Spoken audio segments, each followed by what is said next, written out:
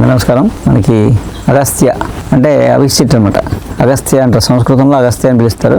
అవిసె చెట్టుది అవిసాకులు. అవిసాకులు చాలా రకాల ఉపయోగాలు ఉన్నాయి. మామూలుగా అవిసె పూలు కూడా మనం మందుల్లో వాడతాం. అంటే వంటలే మనకు ఆరోగ్యం. చెప్తాం కదా, ఆహారమే ఔషధం, భోజనమే మనకి ఆరోగ్యాన్ని కాపాడేది, జబ్బులు తగ్గించేది కూడా. ఆహారమే ఔషధం అన్నట్టు అవిసాకులు మామూలుగా నోటిపోతూ ఉంటుంది, నోట్లో పొక్కులు వస్తాయి, విటమిన్ B12 లోపం అని చెప్పి విటమిన్ సప్లిమెంట్స్ ఇస్తారు మనకు. మామూలుగా అవి వేసుకుంటాం. అస్తమానం వచ్చేస్తుంటాయి, పొక్కులు వచ్చి బాధ పెట్టేస్తుంటాయి, ఏం తినలేము, ఇబ్బంది. అలాంటప్పుడు అవిసాకులు పప్పులో వేస్తున్నా, లేదంటే ఆమ్లెట్. మామూలుగా అయితే జనరల్గా చెప్పేది ఏంటంటే ఆమ్లెట్ చెప్తారు. ఎగ్ ఆమ్లెట్ చేసినప్పుడు కొన్ని ఆకులు, ఎన్నో ఒక 10 ఆకులు వేసుకుని ఆమ్లెట్ తినేస్తే నోటిపోత పోద్ది అన్నమాట. నెక్స్ట్ డేకి తగ్గిపోద్ది. అవిసాకు మైగ్రేన్ తగ్గడానికి, మైగ్రేన్ మనకి వన్ సైడ్ హెడేక్, పారిశ్రమిక అంటారు, విపరీతమైన తలనొప్పి, సంవత్సరాలు ఎన్ని వెళ్ళినాక బాధపడుతూనే ఉంటుంది. అవి వస్తే పట్టణం తగ్గదు, వాంతులు అయిపోతాయి, చీకటి అంత వెళ్తురు చూడలేం, సౌండ్ పడదు, అన్ని ఇబ్బందులు ఉంటాయి. అలాగా అది ఒక పట్టణం తగ్గదు మామూలుగా. అలాంటప్పుడు మైగ్రేన్ హెడేక్ తగ్గడానికి ఈ అవిసాకులు పప్పులు వేసి కానీ తింటారు. ఇది వేడి చేస్తుంది. వారానికి ఒకసారి లేదా 2 సార్లు, అంత మించి తినకూడదు. రోజు తినేయకూడదు, మంచిది కదా అని. తింటే ఒకసారి వారానికి లేదా 2 సార్లు, అంత మించి తినకూడదు. అవిసాకు పప్పులు వేసి తినచ్చు, లేదా అవిసాకు కూర వండుకుని తినచ్చు.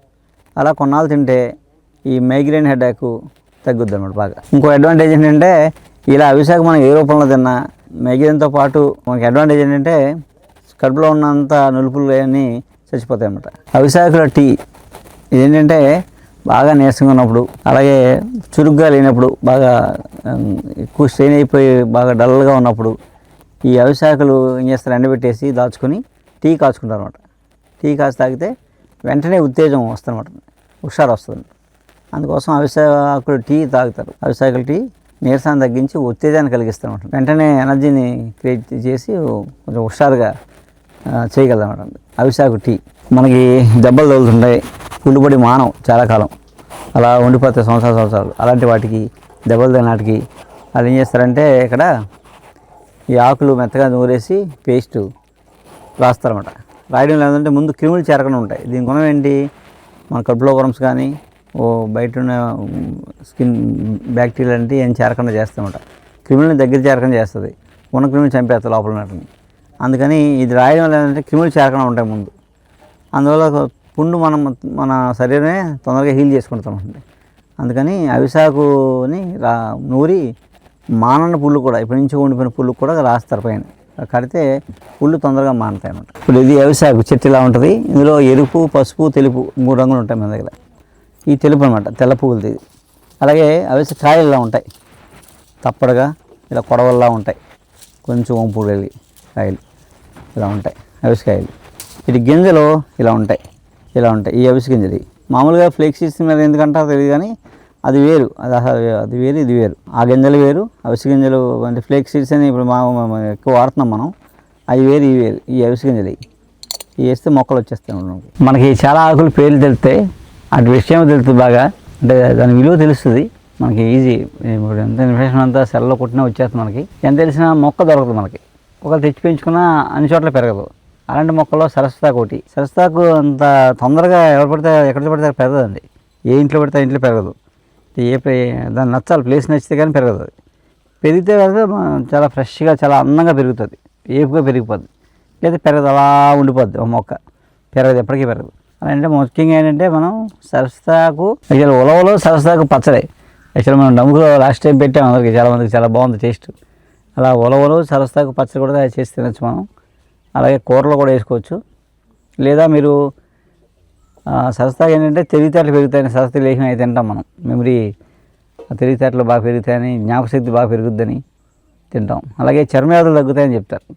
సరస్వతాకు యాక్చువల్గా చర్మవ్యాధులు బాగా తగ్గుతాయి, రాకుండా ఉంటాయి, రక్తాన్ని శుద్ధి చేస్తుంది ఇది. అలాగే ఇప్పుడు మరి పచ్చాకులు లేవు, దొరకవు, అప్పుడేంటి పరిస్థితి, మేము ఏం చేసే ఉంటుందని చక్కగా ఆకుల్లో ఎండబెట్టేసి ఉడియాల్లాగా, ఉడియాల్లా ఉంటాయన్నమాట.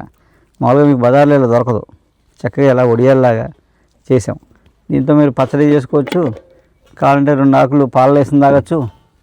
ఎలా చేసినా జ్ఞాపకశక్తి బాగా పెరుగుతుంది. అలాగే చర్మవ్యాధులు రాకుండా ఉంటాయి, స్కిన్ కొంచెం కాంతివంతంగా ఉంటుంది. అలా మనం సరస్సుదాకని మనం వంటలో వాడుకోవచ్చు, అలాగే ఆరోగ్యాన్ని కూడా వాడుకోవచ్చు. నేను డాక్టర్ గారి దగ్గరికి గ్యాస్ ప్రాబ్లం గురించి వచ్చాను. గ్యాస్ భీమవరం, హైదరాబాద్, ఏఐజీ, జీవీ రావు గారు అన్నీ తిరిగాను, ఎక్కడా తగ్గలేదు నాకు. తినక ముందు ట్యాబ్లెట్, తిన్నాక సిరప్ తాగేవాడిని. కానీ మా ఫ్రెండ్ ఒక ఆయన వెంకటేశ్వరరావుని తీసుకొచ్చారు నన్ను.